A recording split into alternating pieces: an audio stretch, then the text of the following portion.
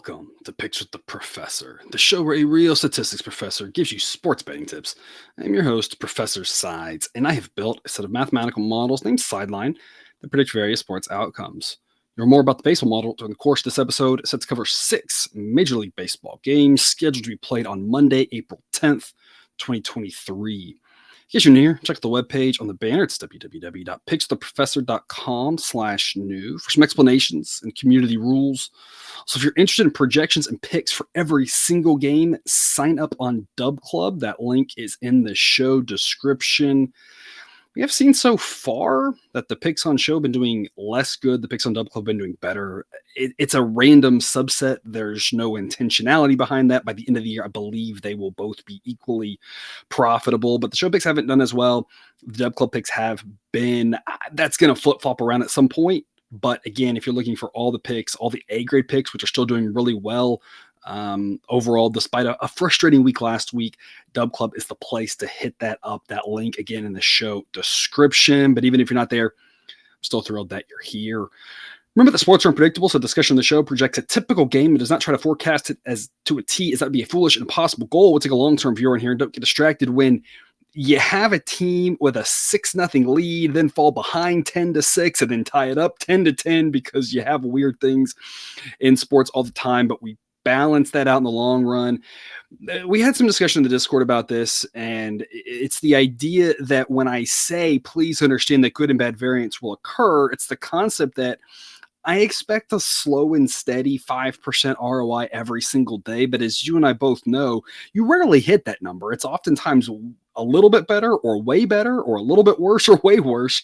It's the long run. And when I say long run, I got to make sure we understand this too. It's a big sample size. It's much bigger than your brain wants to think it is. There's a reason why you hear that people talk about professional gamblers having losing months. And that's the literal best of the best of all of us who do this, for a living with large sums of money that most of us cannot even fathom wagering, still will have a losing month. It's because the sample size needed for this long run that I'm talking about is really large. We're talking months, really. The whole baseball season last year was profitable. So far, it hasn't been great, kind of holding our own, kind of around break even here. But in the long run, it will work just like it did last year. And we're going to have up weeks, down weeks. There's a lot of good variance. There's a lot of bad variance. But in the end, it'll be that slow and steady profit that we're looking for to build our bankroll. It's just any individual day, any individual week, you never know what's going to happen. Last year, we had back-to-back weeks that were pretty terrible, and then we ripped off like 7 of 8 straight winning weeks after that. So you just never know how it's going to play out. Last week, not great. Stubbed their toe a little bit. Back in the saddle here this week, following the same principles of positive expected value plays, and it's going to work out for us here in the long run. So hopefully we can kick it off Monday with some good winners to get us on the right track this week. But before we get to it, some reminders. Please hit that like button if you're on YouTube. Also, if you aren't yet, please consider subscribing or following. It's free. And if you turn on notifications, you won't miss any of the college basketball, MLB, or college football content this channel provides. Reminder, A-grade moneyline plays return 4 units. That is the risk plus the win equals 4. It's not that we're trying to win 4. We're not risking 4. It's that the risk plus win is 4. That way, if it's even money, you're risking 2 to win 2. The B-grade plays return 3. The C-grade plays return 2. That way, we've got more on the A-grade plays, which have done better so far. Last year, the A, B, and C-grade plays all did about the same. So I kind of started off this year thinking maybe we should be playing all of them. So far this year, the A-grades have done a little better. It's really too early to tell what means what. But either way, we are still scaling here that the A-grade plays have more on them. So we're kind of hedging a little bit in the middle. So we're still putting a little bit on those C-grade plays, but not as much. Putting more on the A-grade plays, which have done really well so far. Again, I say it every show, take what you like and leave the rest. That is, if you don't want to play the C-grade plays, don't play them. If you want to just play the A's, you want to play just the A's and B's, you want to scale a little bit different, whatever works for you. I'm just kind of trying to provide some guidelines, some recommendations. If you want to follow exactly to a T, you can do that by checking out the Google Sheet. Again, I post that for all of our Dub Club members, but well before the games here happen and well before the show happens. If you want to kind of tweak a little bit, you do you, whatever works. I don't want to mess with your success if you're having it. So again, like I'm always saying, take what you like and leave the rest. One day game here on Monday, 2 p.m. Eastern, White Sox at the Twins. Dylan Cease versus Kenta Maeda. Maeda has been an up and down pitcher. I think fairly highly of him. He's had some injury issues as of late, so we haven't seen him as much in the last bit of time. Really good outing his first time out. The underlying metrics say it wasn't a fluke. Of course, it was just one start, but it's pretty good. Model says he's better than average, barely, but still better than average. Of course, the issue is he's going up against a guy in Dylan Cease who the model just constantly underrates. I'm not really sure why the model only gives him an 83 grade. Again, 100 is average, and we use a standard deviation of 15. So the model says he's one standard deviation better than average, but the top pitchers, Jacob deGrom category aside, tend to be about 2 standard deviations better than average. And that's where I feel like Dylan Cease should be. I'm not really sure why he hangs here. He did have some rough starts last year on occasion, but I mean, his body of work was really good last year. So the model's just not quite buying in, but that 159 ERA in his 2 starts this year, I mean, that's not a mirage. One of those came against the Astros, who, even though they aren't fully healthy, still got a pretty decent offense. Underlying metrics say, it should be a little bit higher than that, but that's not saying anything really. It's still really good underlying metrics. He had a really good year last year. Again, the model doesn't think he's as good as I think he is. So I love backing Dylan Cease anytime we get a chance to. Found a plus 115 here. Locked it in as a B grade pick. This was the game that I saw had the biggest discrepancy between numbers across books. So we're always talking about shopping around. If you don't have enough books, always make sure you've got an offshore in your arsenal. There's a couple of links in the show description to 2 offshores that I recommend that usually have minimal juice on baseball games. Be shopping around. Make sure you get good numbers here. Plus 115 is a pretty good play on the White Sox here. It's a B grade. Model says it should be 114, so slightly plus expected value according to Sideline. But like I said, I think Cease is better than the model realizes. And so with that regard, model says Twins minus 114. But if I were to make the line myself, I probably would put it more like Twins minus 110. They are the home team. They are a really good team. They definitely have the better bullpen. And Maeda is not a bad pitcher by any stretch of the imagination. It's just I wouldn't make them quite as big a favorites as the model does. So plus 115 here for the day game, I think it's a pretty solid investment on the White Sox. Both these offenses are just very average. Both of them just a couple of points below average according to Sideline. And again, the starting pitching advantage that the White Sox are going to have is going to be offset by the reliever advantage that the Twins have. But this is a coin toss game that could go in either way. So plus 115, pretty good play here, in my opinion. Weather-wise, it's going to be a nice day in Minnesota. We're going to be in the mid-60s to start, closing around 70 degrees. Moderate wind blowing out at 5 to 10 miles an hour. No rain in the forecast. Model projects a total of 7.8. I'm actually seeing 7.5. I wouldn't be touching this total whatsoever because Maeda's looked pretty good in that first start. And of course, with Dylan Cease, this could be a pitcher's duel. With the wind blowing out in decent weather, we've seen a lot of home runs, a lot of balls flying out, so could go over. I think the total's not really one to mess with at 7.5. I think it's a pretty good number.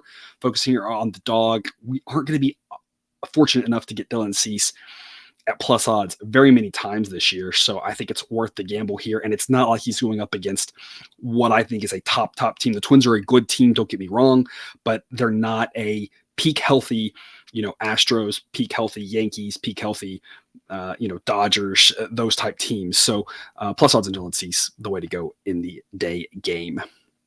6:40 p.m. Eastern, Marlins, the Phillies. Going to back the Marlins for the first time all season here. It's partially why I'm repping the Black Marlins jersey. Minus 110 is a B grade. Kind of a lather and repeat what I said about Dylan Cease here for Sandy Alcantara. Fantastic pitcher. Model at least does give him a good rating, 2 standard deviations below league average at a 70 grade. But I mean, this guy is legit. His underlying metrics always tend to lag his ERA. And I think that's part of the reason why the model doesn't put him in the Jacob deGrom territory, even though his ERA tends to be there. His underlying metrics are just a little bit less, a little bit more skeptical, I should say, of him. But of course, the fact that he gives you so much length is so valuable. He's by far the pitcher who's going to give you the most innings in a game. And of course, quality innings too. And that's really good because this Marlins bullpen is just a league average. And so it just shortening the game is just a huge benefit. He's gone a couple times through already, averaging over 7 innings in his 2 starts, which most pitchers were kind of tapped out around 80, 90 pitches in that first start. He's at the point now where any given game, he could throw 9. And so the fact that we have a potential edge here on Alcantara is something that I want to jump all over. Because again, the model tends to fade the top pitchers. So model says Marlins minus 110. I'm on Marlins minus 110 as a B grade pick. It's even expected value according to the model. But again, I don't we just don't get a lot of opportunities to back Alcantara. And so in my opinion, when I look at this, again, I would probably make this number more like Marlins minus 115 as what I think the true number should be. So I think minus 110 offers us some value. Again, it's not the strongest play on the card. We've got one A grade play that I'll cover later, and then there's a few others that'll be out for Dub Club, including the A plus play of the day. But I still think Marlins minus 110 should be part of your repertoire. Again, a B grade. Here, model says Marlins win a little over 50% of the time. They're going up against Matt Strahm, who the model likes and has him above average. His underlying metrics have been solid. He's a guy that shockingly gave 5 innings in his first time out. And that was, of course, the big concern with him is he started some in the past. He's been a really dominant reliever at times in the past, but he's very rarely been stretched out and a guy who's able to give you 7. He's had a lot of injury issues. So I think Strom's a pretty good pitcher, but obviously he's no match for Alcantara. Marlins, of course, on the road, and they do struggle to score runs, but here's the thing about the Marlins, and I've talked about their offense not being good. I think I mentioned this at least one other time. If you missed that episode, I do want to make sure you hear this. The Marlins are very right-handed heavy, and so the model just does not trust them at all against a right-handed pitcher. Doesn't mean they won't score runs on occasion, but on average, the Marlins offense does not do well against right-handed pitching. Against left-handed pitching, though, they're so right-handed heavy, they actually rate out slightly above average.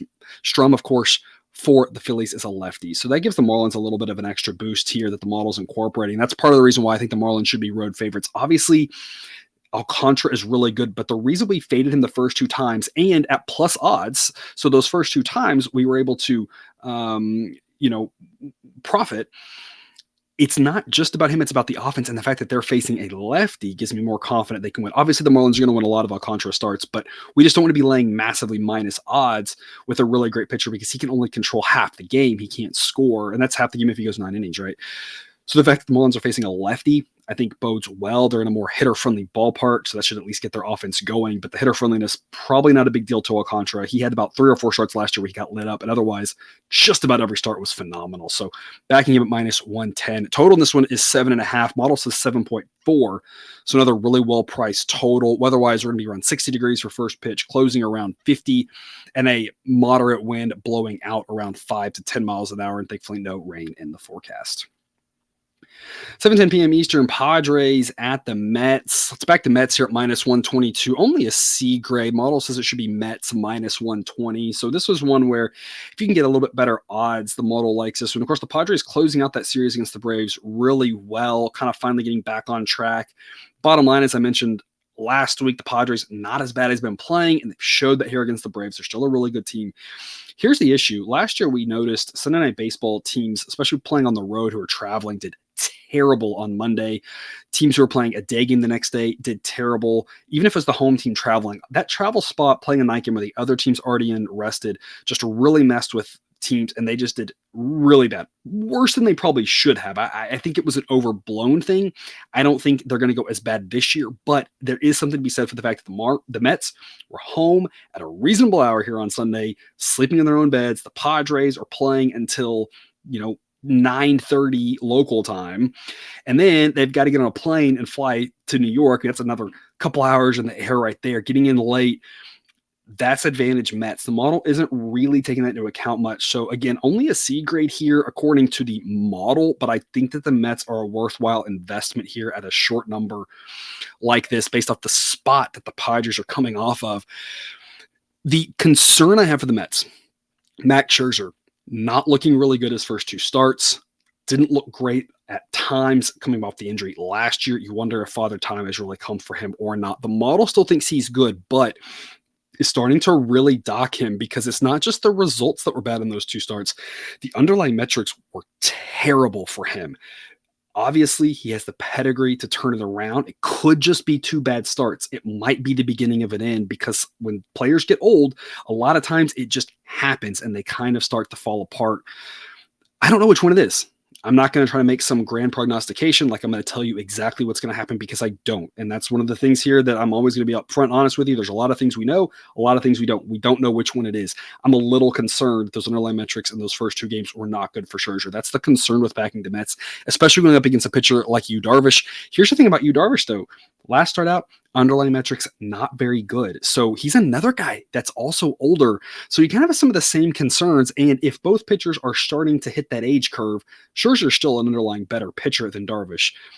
A little bit of uncertainty here because the starting pitchers, but again, I think it's a great spot to back the Mets based off the Padres coming from Atlanta the night before and what we saw last year with Sunday Night Baseball. So I'm still on the Mets. I'm just not going to go too heavy on it because of the fact that I'm just not certain about Scherzer. I want to see him look better before I start being more heavily invested in backing him. Otherwise, though, these are two really good teams. Bullpen's pretty average. Obviously, the injury to Diaz hurts. Padres better on the back end, not a lot of depth.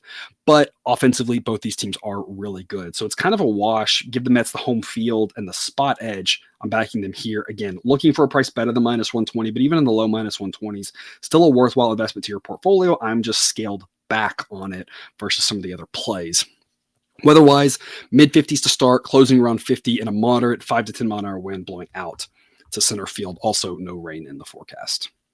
Speaking of the team the Padres just handled here on Sunday Night Baseball, the Braves will be at home. Let's back the Braves here. Everything I just said about Sunday Night Baseball, not really going to be applicable. This is the one situation where we've seen the Sunday Night Baseball teams do fine. They're home. They're playing a night game at home the next day. No big issues. This is just like when they play on Tuesday and then they play again on Wednesday. Nothing happening here. The Reds obviously got to Atlanta at a good hour, but the Braves sleeping in their own beds, having a night game, not really much of an issue. So as opposed to the Padres, the Braves, really no penalty for playing on Sunday Night Baseball. And I said last time I wasn't sold on Bryce Elder, and that's what I get for trying to outthink the model. I still have him as a better pitcher than Graham Ashcraft. I like Ashcraft. I think both these guys are about average. The model says Elder slightly better than average, Ashcraft slightly worse than average. I think both these young pitchers are solid. Neither one of them are great, but we saw what Elder can do last time out. He's going to have some potential issues because he doesn't throw hard, but he has pretty good command, pretty good movement, and that can have you survive in the big leagues, not as a top guy, but as a back in the rotation guy. That's all the Braves need him to be with their offense, with their bullpen, and that's all they need him to be at home against an offense as bad as the Reds, one of the worst offenses in baseball that get benefited by having a massive home hitter-friendly ballpark, the second most hitter-friendly in baseball, and with the home run balls increasing, potentially even as good as Coors Field, depending on kind of which eye you close and how you look at it. It's how impressive of a hitter's park their home ballpark is, but don't be fooled. Overall, their offense is really bad. So Bryce Elder, again, I don't think he's an ace, but he should be able to handle the Reds. Ashcraft, again, I don't think he's bad either, but he's going up against one of the better offenses in baseball in the Braves. Don't be fooled by what you saw here in a couple games where they struggled against the Padres. Just like I said, don't be fooled at the Padres struggling a couple games before that. If you just look at a couple games, you're going to get misled massively. Teams have all sorts of ebbs and flows. You know, momentum is only as good as the next day starting pitcher. It's only as good as how much your hitters show up the next day, which varies wildly. More times than not, a couple good games or bad games doesn't really mean much. The Braves are still the much better team, much better offensively. They're going to give Ashcraft all he wants. So while it's about even starting pitcher-wise, the bullpens and the offense massively favor the Braves. Minus 180 is an A grade. It's a steal of an investment here. Model says should be Braves minus 254, that they win this over 70% of the time. So a really strong edge here backing the Braves. Interesting note on this one, the total that I'm seeing is 9, and I think that's way too high. It's going to be a chilly night in Atlanta. We're going to start off in the mid-50s, close around 45 degrees. Winds will be blowing in, starting off moderately strong, close to 10 miles an hour, dying down as the night goes on, but it'll be colder. It's going to be a massive pitcher-friendly atmosphere, and the Reds' bullpen isn't very good. And again, I think the Braves' offense shouldn't have any problem scoring, but 9 seems like way too many runs for a night like this in Atlanta, unless something massively changes in the forecast and all of a sudden it's looking like a hot night. I don't see any way this gets to 9. The Braves could just single the Reds to death, get a lot of walks, that sort of thing. This Braves offense could be really potent, but 9 on average, we're talking about an average game, not trying to forecast it to a T. I don't know exactly what will happen, but on average, this game stays under 9 a lot. The model says 6.6. That seems a little bit low, but we have to understand just how cold it is. And while I know that overs have been a really profitable play in baseball, if I was been betting an over, I'd be looking at where the total is pretty close to the model projection and not something like this. This, I think, is a pretty strong underplay for sure. Again, along with backing the Braves, I don't think the Reds are going to score much. Also, Reds team total under might be a really good way to look. Again, Elder's a solid pitcher. at least average. And again, the Reds' offense is good. And this night is just not going to be favorable for the Reds to score runs, given how cold and a little bit of wind blowing in that we have. Again, just like most of baseball here, no rain in the forecast. Two late games to talk about here. First one, 9:40 p.m. Eastern. Nationals at the Angels. Going to back the Angels at minus 215. It's a C grade, and I want to talk about this game because I think it's a really interesting case study in how to bet baseball. And many of you know this, and so you're going to be watching this, and it's going to strengthen your views and your principles, and that's exactly what I'm looking for. For some of you, it's a little bit newer, but remember that some of the best gamblers in the world don't actually know anything about the sport. They know numbers, they know situations, they know data. Everything that you know about baseball says the Angels should win this game. And I do not disagree with that. I would not be backing the Nationals in the spot. We backed the Nationals 3 times against the Rockies. They won 2 of the 3. I feel very fortunate that we got 2 of the 3 because this Nats team is terrible. The Angels are a pretty solid team. Their bullpen, obviously shaky, but the Nats offense, you don't think is one to capitalize on that. This Angels offense is pretty good. They're facing a lefty. They're even better against lefties because talk about how right-handed heavy they are. Ohtani's the only left-handed hitter of value in their lineup. So the Angels offense should do massive damage against Patrick Corbin, who just has completely lost it. Hasn't been good for a few years now. And Jose Suarez for the Angels, despite a really rough first start, and the underlying metrics aren't pretty, still an average pitcher. An average pitcher should have success against the Nationals. Nationals also traveling here, coming in from Colorado. Everything about this screams Angels. And if you think that, you're not wrong. The bottom line, though, is that we have to understand the randomness in baseball, and even the best teams in baseball lose to teams that they shouldn't. And if you think that's not correct, just look back to the first 10 games of this season. There's at least a dozen examples of a situation where a team lost a game where you look at it and you think, how in the world did that happen? Opening night, Angels losing to Oakland with Ohtani on the mound, right?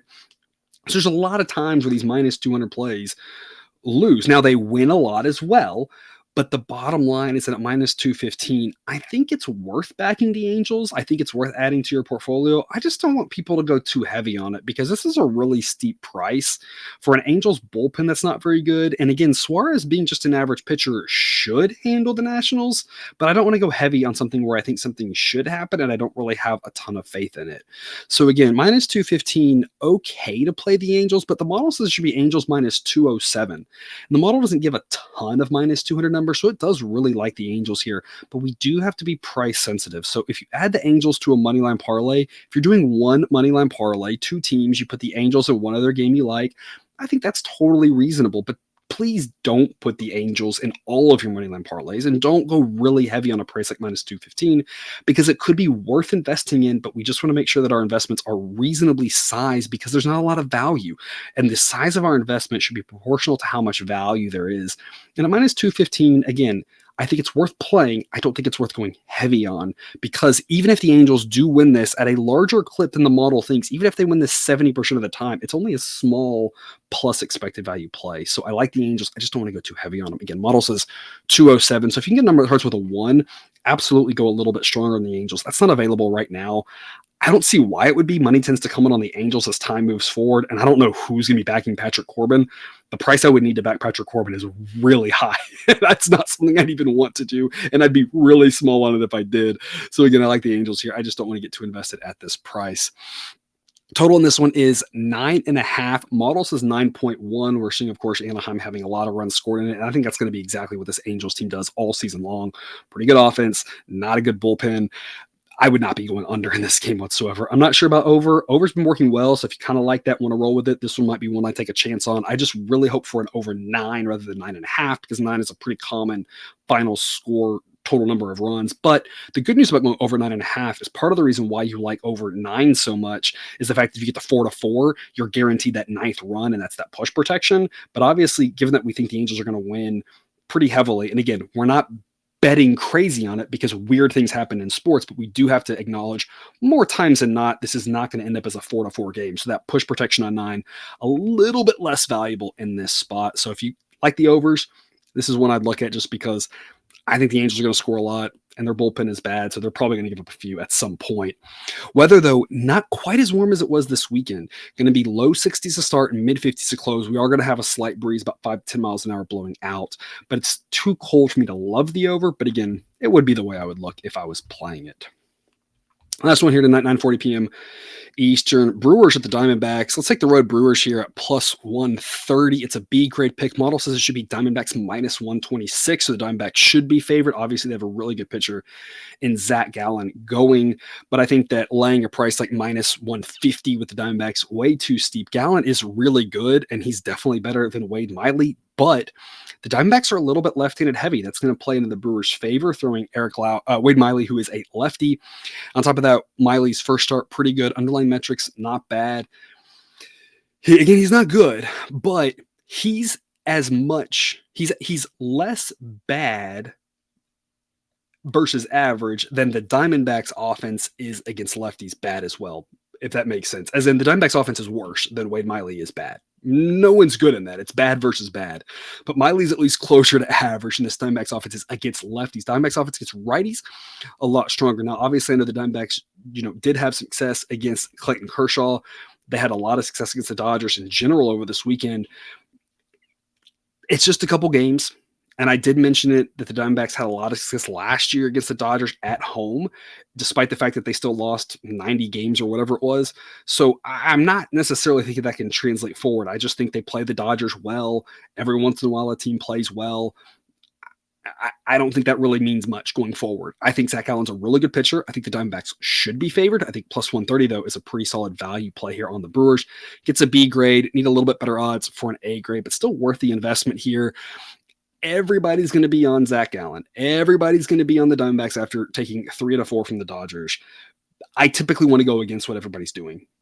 It's not going to always work, but in general, the people get carried away. And I always like to say, what's Uncle Joe saying? If Uncle Joe's over there and everyone's talking about the same thing, everyone knows all the same stuff, I always want to fade Uncle Joe. Uncle Joe loses a lot of money in the long run. He gets a lot of games right, but he gets way more wrong than he gets right.